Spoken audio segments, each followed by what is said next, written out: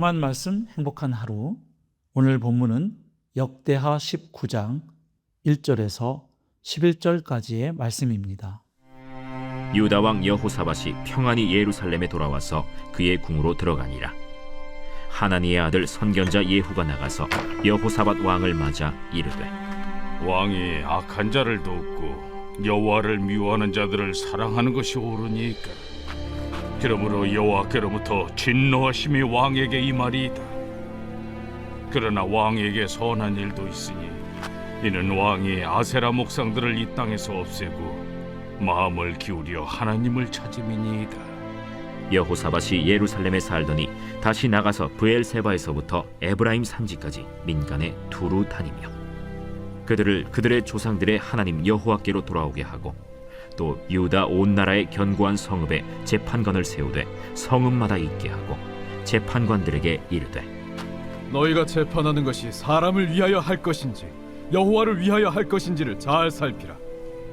너희가 재판할 때에 여호와께서 너희와 함께 하심이니라. 그런즉 너희는 여호와를 두려워하는 마음으로 삼가 행하라.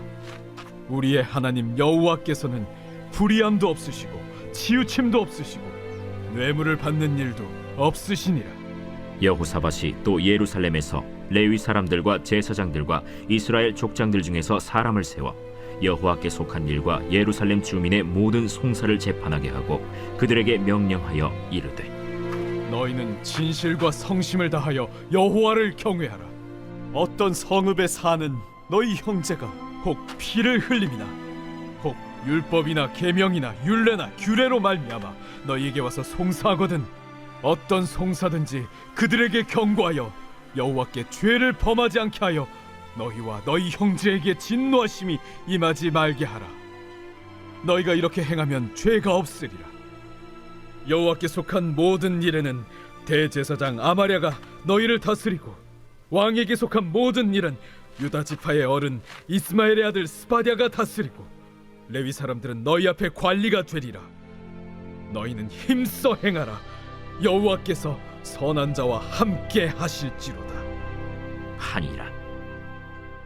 오늘 본문은 남유다와 북이스라엘 연합군이 아람과의 전쟁에서 패했지만 유다 왕 여호사밧이 무사히 예루살렘에 돌아온 것으로 시작됩니다.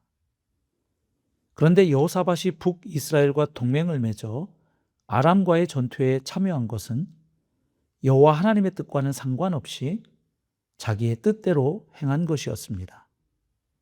즉 여호사밧은 하나님의 사람 미가야의 예언을 듣지 않고 대신 거짓 예언자의 말을 듣고 그 전쟁에 출전했다가 죽을 뻔한 위기의 순간을 맞이했던 것입니다.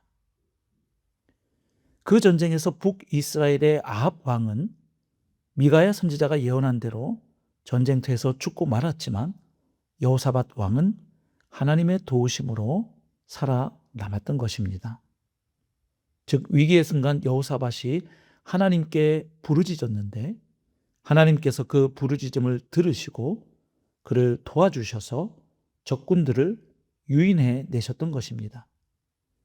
그렇게 해서 여호사밧은 무사히 예루살렘 궁전으로 돌아올 수 있었습니다. 하지만 여호사밧이 예루살렘에 도착했을 때 선지자 예후를 만났는데 예후는 하나님의 말씀으로 여호사밧 왕을 책망하였습니다. 즉 여호와 하나님께서는 일찍이 북이스라엘과 아합의 불신앙과 악행을 보시고 그들을 완전히 떠나셨는데 여호사밧이 정치적인 이유로 아합과 동맹을 맺은 것은 하나님 보시기에 명백히 불신앙적인 죄악임을 지적했던 것입니다. 그래서 하나님의 진노가 왕에게 임할 것이라고 예후는 말했습니다. 하지만 예후는 진노 중에서도 긍휼을 잊지 아니하시는 하나님께서 그동안 여호사밧이 행하여 온 선한 일, 곧 아세라 목상들을 없애고 마음을 기울여 하나님을 찾은 그 일도 기억하실 것이라는 사실도 동시에 알려주었습니다. 이런 예후 선지자의 책망에 여호사밧 왕은 어떻게 반응했습니까?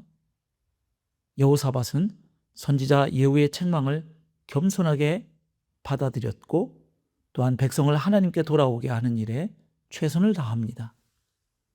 즉 브엘세바에서부터 에브라임 산지까지 두루 다니며 백성들이 여호와 하나님께 돌아오도록 교도하는 일에 힘씁니다. 여기서 브엘세바는 헤브론 서남쪽에 위치한 유다의 남쪽 국경에 있습니다. 또 에브라임 산지는 원래 북이스라엘에 속한 곳이었으나 아비야가 여로보암에게서 빼앗았을 때 합쳐진 곳으로 유다의 북쪽 국경에 있습니다. 따라서 유다의 최남단인 브엘세바와 최북단인 에브라임 산지가 언급된 것은 유다의 전 지역을 묘사하기 위한 것입니다. 그만큼 여호사밧의 열심이 컸다는 사실을 보여줍니다. 사실 지난 1차 종교개혁 때는 직접 민간을 순행하지 않았습니다. 그러나 이번에 예후의 책망을 받아들여 2차 종교개혁을 할 때에는 직접 유다의 전 지역을 순행하며 백성들을 교도했던 것입니다. 그리고 여호사밧은 모든 백성이 공정한 재판을 받을 수 있도록 성마다 재판관을 세우고 그들이 삼가 조심히 행하여 올바른 재판을 하도록 훈시합니다. 이렇게 여호사밧은 유다의 전 지역에 재판관을 두었을 뿐 아니라 예루살렘에도 재판관을 두어 모든 백성에게 하나님의 공의가 미치도록 힘썼습니다. 특히 하나님께 관련된 일과 개인적인 일을 구분하고 업무를 세분화하여서 그에 맞는 사람을 세웠습니다. 그렇게 하여 나라가 종교적으로나 사회적으로도 하나님의 통치가 구석구석 미치게 한 것입니다. 이렇게 예후의 책망을 듣고 겸손하게 받아들여 2차 종교개혁을 일으킨 여호사밧의 모습은 선지자 하나니의 책망을 받고 화가 나서 그를 감옥에 가두어 버린 아버지 아사 왕과는 다른 지혜로운 태도를 보인 것입니다. 사랑하는 성도 여러분, 우리도 책망과 권고를 받을 때 겸손하고 지혜롭게 반응하여 하나님의 마음에 합한 사람이 될 수 있기를 소망하며 축복합니다. 오늘의 적용 질문입니다. 첫째, 나는 하나님의 말씀을 통해 책망을 받거나 다른 사람의 책망과 권고를 들을 때 어떤 태도를 보이고 있습니까? 혹시 변명하거나 회피하고 있지는 않습니까? 더 나아가 무시하고 있지는 않습니까? 아니면 겸손히 받아들이고 있습니까? 둘째, 하나님께서 내 삶 속에서 고치라고 말씀하시는 영적 개혁의 영역은 무엇입니까?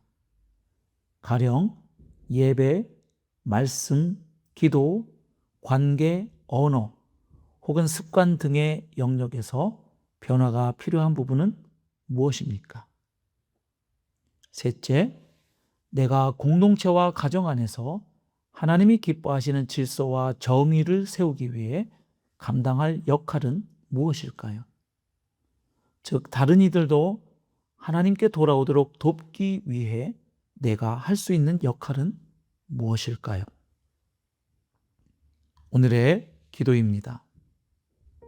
거룩하신 하나님 아버지, 오늘 말씀을 통해 우리의 모습을 비추어 주시니 감사합니다. 주님, 우리는 책망을 들을 때 변명하거나 스스로를 합리화할 때가 많았습니다.